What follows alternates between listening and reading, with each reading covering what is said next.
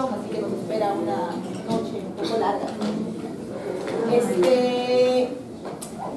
Cuando hablamos de grupos sanguíneos, no solamente estamos hablando de dos grupos que todos los conocemos, ¿no? Como es el grupo o el sistema ABO y el sistema RH, ¿no? En realidad incluye más, hay una gran cantidad de grupos sanguíneos, que si bien es cierto no lo vamos a tocar a fondo, es importante que lo sepan, porque muchas de las reacciones transfusionales, ¿no?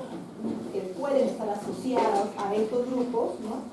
Que no son de presentación muy frecuente, ¿no? Pero es importante conocerlo. Nos vamos a dedicar a hablar de lo que es el sistema ABO y lo que es el sistema RH, ¿ya? Porque justamente la mayor cantidad de reacciones transfusionales en ambos con estos dos grandes sistemas, ¿no? Los grupos sanguíneos son diversos tipos que se clasifican en la sangre de las personas en relación con la compatibilidad entre las proteínas presentes en la membrana de los glóbulos rojos y las proteínas del plasma, ¿no? Sobre la superficie del hematía, lo que nosotros tenemos son proteínas a las cuales vamos a conocer como antígenos, y aquellos que se encuentran circulando en el plasma los conocemos como anticuerpos, que también son proteínas. Les decía, ¿no?, que existe una gran cantidad de grupos sanguíneos categorizados, ¿no? Bueno, esta referencia yo lo tengo desde el año pasado, 35 sistemas, 7 colecciones y 2 series, ¿no? Han sido descubiertos, ¿no?, por primera vez en el año 1901 por Lance Taylor, ¿no? Y está pues toda la relación de los grupos, ¿no?, que les mencionaba, ¿no?, sanguíneos que tenemos, dentro de lo que cobra importancia el sistema ABO y lo que es el sistema RH, ¿ya? Sin embargo, existe el P, el MNS, el Lewis, el Kell, el DAF, el KID, el Diego, entre otros. Bueno, sabemos, ¿no?, que en la sangre va a estar constituida, ya sea, o es un líquido plasmático que está constituido, ¿no?, por elementos figurados, por lo cual los conocemos como eritrocitos, por ejemplo, ¿no?, y aquellos células, ¿no?, que pueden estar circulando en lo que son el plasma, ¿no?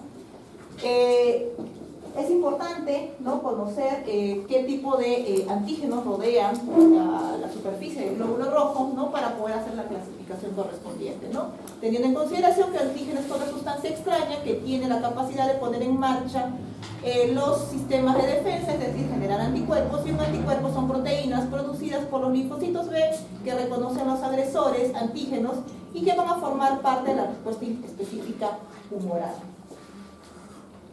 Bueno, estos son los antígenos eritrocitarios, ¿no?, los cuales se van a expresar no solamente sobre la superficie del glóbulo rojo, también se pueden expresar sobre tejidos, ¿no?, pueden expresarse sobre secreciones, ¿no? Hay grupos que solamente se expresan en ciertos lugares, por ejemplo el RH solamente sobre el glóbulo rojo, sin embargo lo que es el MNIS en otros tejidos y el ABO sobre las células sanguíneas y tejidos, ¿no? Por eso es importante también ver el tema de la compatibilidad, sobre todo en tema de trasplante de órganos, ¿ya? Es importante que haya compatibilidad en cuanto al sistema ABO, porque se ha visto que una de las reacciones que pueden sugerir pues es porque no ha habido adversas, no hubo una compatibilidad inicial antes del trasplante. La mayoría de estos antígenos eritrocitarios son productos del gen que los codifica y se ubican en proteínas, glicoproteínas y glicolípidos. Los antígenos ABO, Lewis y P, sus genes codifican una transferasa y estas transferasas son las que son encargadas de sintetizar, ¿no?, los diferentes tipos de antígenos, ¿no?, que van a permitir clasificar ya sea en A, en B o en O en caso del sistema ABO.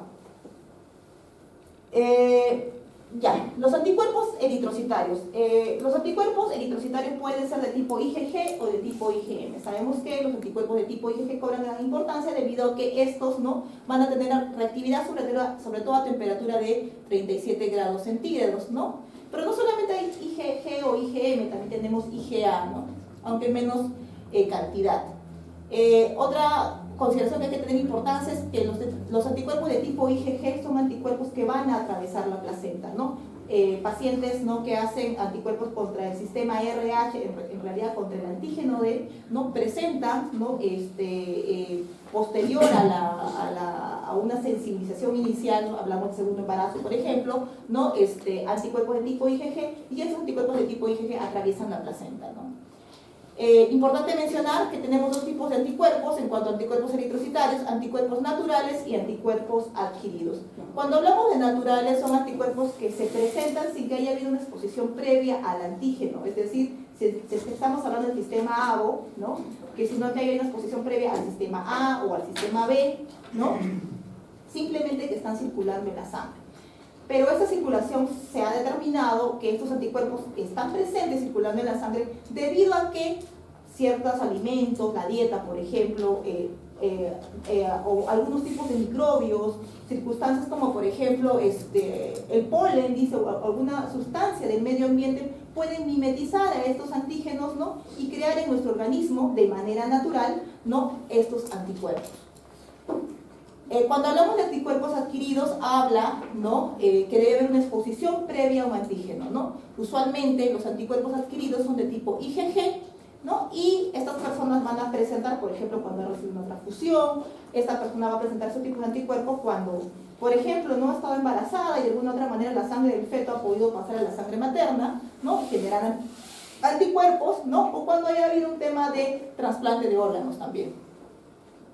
Las personas con enfermedades autoinmunes son más propensos a desarrollar aloanticuerpos, ¿no? Se conoce como aloanticuerpos a los anticuerpos adquiridos. La actividad de los anticuerpos disminuye con el tiempo si no continúa una exposición al antígeno, ¿no? Ellos también son reactivos, ¿no? A temperatura de 37 grados centígrados. Bueno, vamos a hablar del sistema ABO. Les decía que el sistema ABO es uno de los sistemas más importantes y la clasificación de lo que es el grupo sanguíneo nosotros lo hacemos en base a lo que es el sistema ABO, ¿no? Está asociado a enfermedades hemolíticas, ¿no? También se relaciona con enfermedades hemolíticas en el recién nacido. Hay que mencionar que las características clínicas en enfermedades hemolíticas por el sistema ABO, a diferencia de las del sistema RH, son menos abruptas o son menos catastróficas, ¿no? Hay ictericia sí, pero conforme va pasando el tiempo puede solucionarse a diferencia de lo que es el sistema RH, ¿no? Mencionar también que la formación, ¿no? de los antígenos para lo que es el sistema ABO, ¿no? Antígenos eritrocitarios, se da entre la quinta y sexta semana de vida, ¿no? del embrión, y su desarrollo completo alcanza hasta los 2 a 4 años de vida, ¿no? Hay 3 genes responsables de lo que es la síntesis de estos antígenos, del antígeno ABO, el gen H, ¿no? El gen precursor del H, ¿no? El gen ABO, el responsable, ¿no? de que se agregue una enzima, ¿no? O por la participación de una enzima se agrega un azúcar a un determinado antígeno y se forma el antígeno A, el antígeno B, o simplemente no se dé la secuencia y quede con sustancia precursora, es decir, H, y sea simplemente O, ¿no? El gen C, gen responsable de la determinación antigénica, pero en lo que son mucosas, ¿no? En aquellos componentes que no sean glóbulos rojos. Ya. Vamos a ver, es importante saber el tema de los genes porque hay un fenotipo que por ejemplo es el fenotipo Bombay, ¿no? Y conociendo un poquito de esto vamos a poder entender qué cosa es el fenotipo Bombay. El gen H es un gen, ¿no? Que está ubicado a nivel de cromosoma 19, codifica la producción de una transferasa que es la fucositransferasa, o también conocido como FUT1, a fin de formar el antígeno H, ¿no?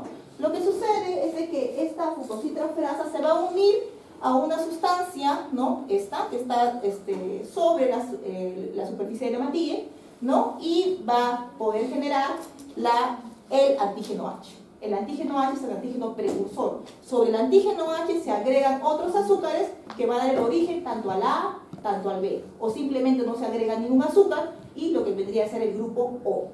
¿Ya? Entonces sobreentendemos que si no se forma el antígeno H, no tenemos ni A, no tenemos ni B, ni tampoco tenemos O porque es la sustancia precursora, ¿no? A ese grupo se le conoce como el fenotipo Bombay, ausencia de la sustancia precursora H. Es importante conocer el fenotipo Bombay, si bien es cierto, no en nuestra población no es frecuente, pero sí en otras poblaciones, ya que al no tener ningún tipo de antígenos, lo que estamos esperando es que haya la presencia de anticuerpos, ¿no? Va a haber anticuerpos para el A, va a haber anticuerpos para el B y también anticuerpos para la sustancia precursora, es decir, anticuerpos para el O. Por lo tanto, encontrarle una unidad para ese paciente que tiene anticuerpos para todo, ¿no? De lo que es el sistema ABO, es poco probable, ¿no? La única persona que podría donar es aquella persona que tenga el mismo fenotipo, es decir, fenotipo Bombay. Esto es cómo se agregan los diferentes tipos de azúcares, ¿no? Sobre la sustancia precursora, ¿no? Por la participación de esta transferasa, ¿no? Enzima, la N-acetilgalactosamina, ¿no? Que agrega el azúcar, la galactosamina, ¿no? Sobre la sustancia precursora,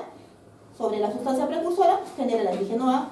Si se agrega galactosa sobre la sustancia precursora, ¿no? Genera el antígeno B. Y simplemente si es que no se agrega ningún tipo de azúcar, ¿no? Se queda con el gen precursor, el H, a lo cual lo conocemos como el O. ¿Quién va a codificar? ¿No? Un gen responsable a nivel del cromosoma 9 que produce pues estas enzimas, ¿no? Responsables que se agreguen estos azúcares a la sustancia precursora. El gen C, ¿no?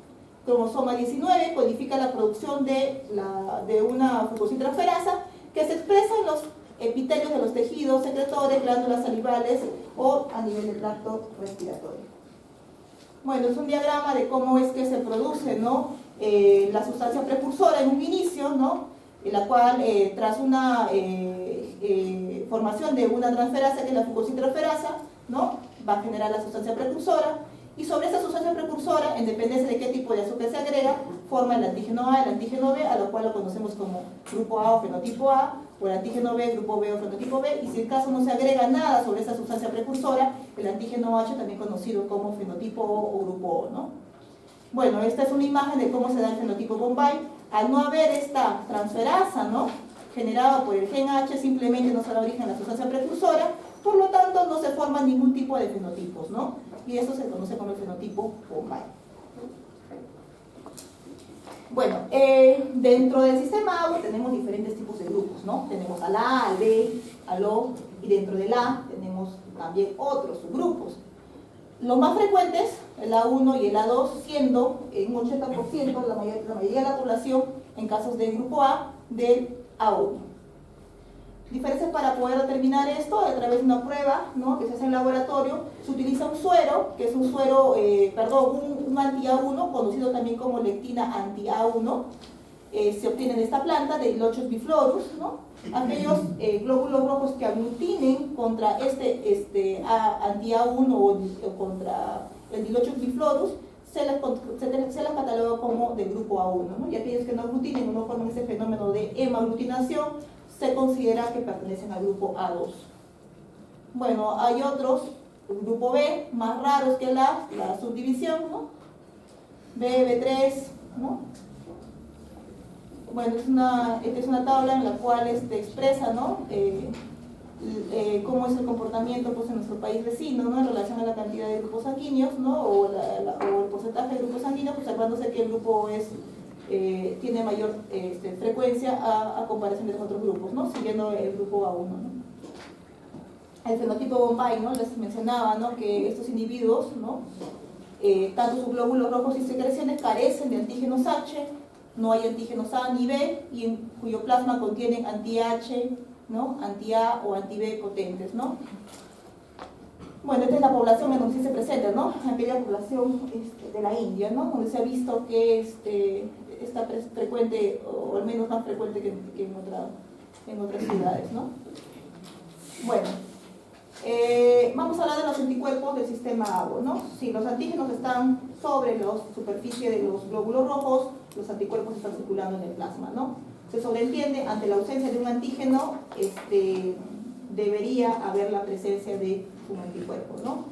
Si tenemos un antígeno A, es ilógico pensar que el cuerpo en nuestro plasma esté presente circulando el anticuerpo A, ¿no? Pero sí es lógico pensar que si tenemos el antígeno A sobre la superficie del glóbulo rojo, esté circulando en nuestro plasma el anticuerpo para el grupo B, ¿no? Sucede lo contrario, ¿no?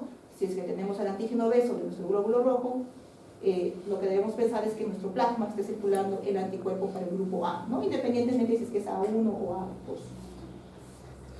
Bueno, ante la ausencia del antígeno, ¿no? En el glóbulo rojo se espera que el suero contenga su anticuerpo, ¿no?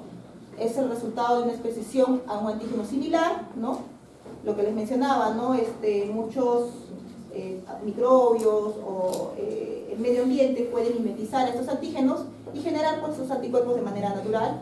Los anticuerpos anti-A y anti-B se detectan en el suero después de los primeros meses de vida, 3 a 6 meses. Es importante tener este concepto, porque para la determinación del grupo sanguíneo lo que nosotros hacemos en laboratorio es determinar dos tipos de pruebas, la prueba sérica y la prueba globular. La prueba sérica evalúa anticuerpos que están circulando y la prueba globular evalúa los antígenos que están presentes sobre el glóbulo rojo.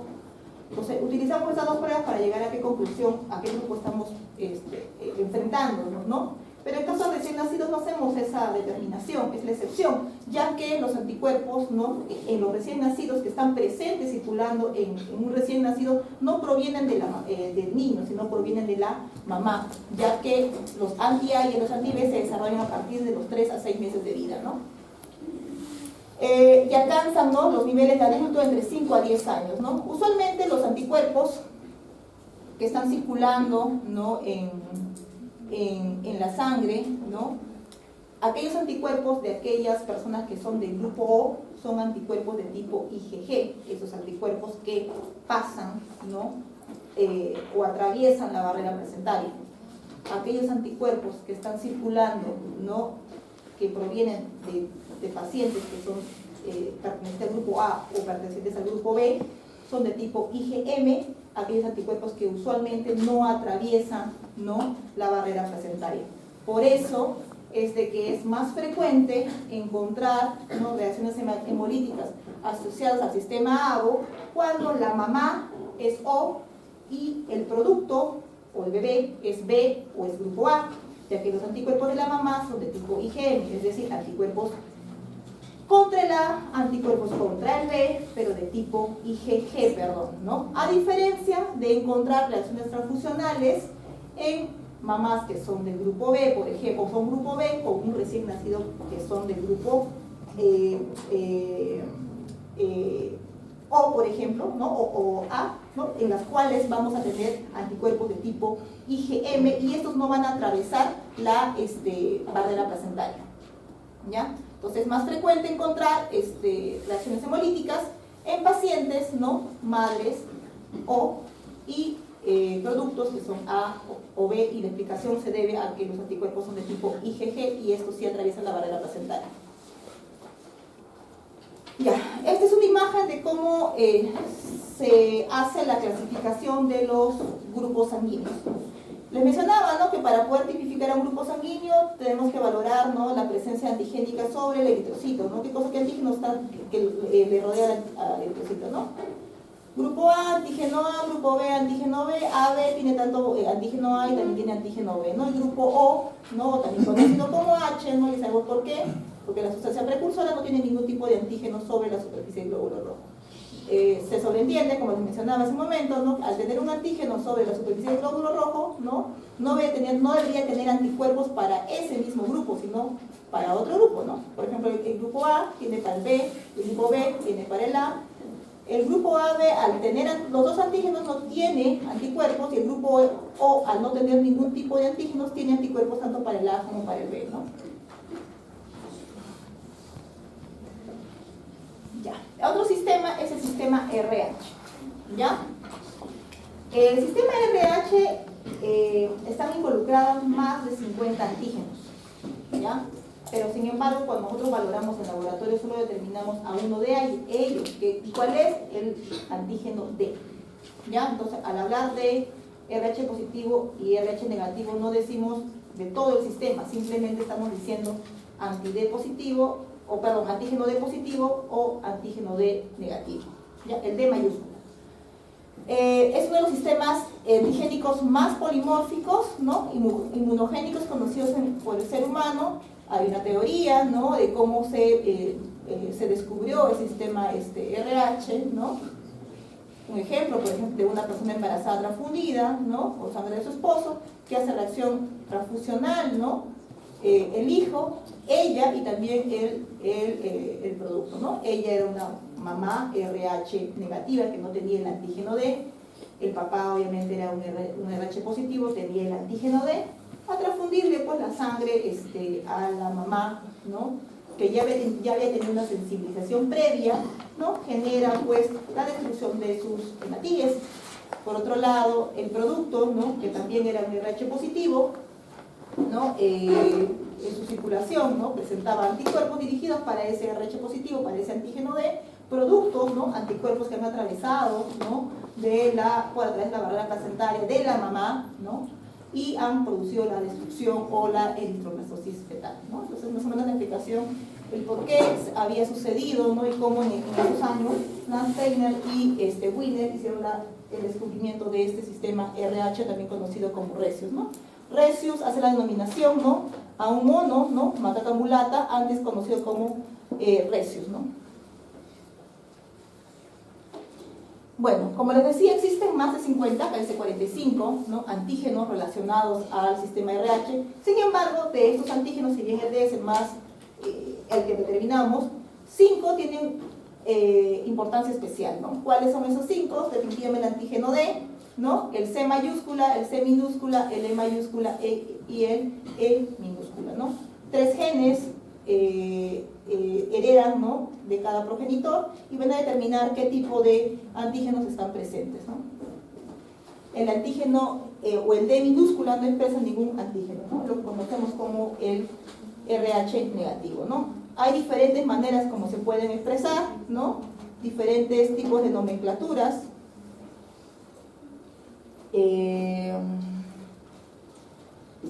Bueno, el sistema o el antígeno D es altamente inmunogénico, induce una respuesta inmune en un 80% de los individuos D negativos, ¿no? RH negativos, transfundidos con una mínima cantidad, ¿no? Basta solamente 200 mililitros de sangre de pacientes con RH positivas para que puedan generar la respuesta inmune, ¿no?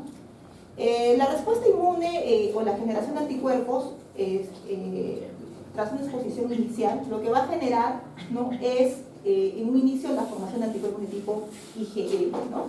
Anticuerpos que no tienen actividad de manera inicial, ¿no? Anticuerpos de tipo IgM que no atraviesan la barrera placentaria. Es la explicación por qué el primer embarazo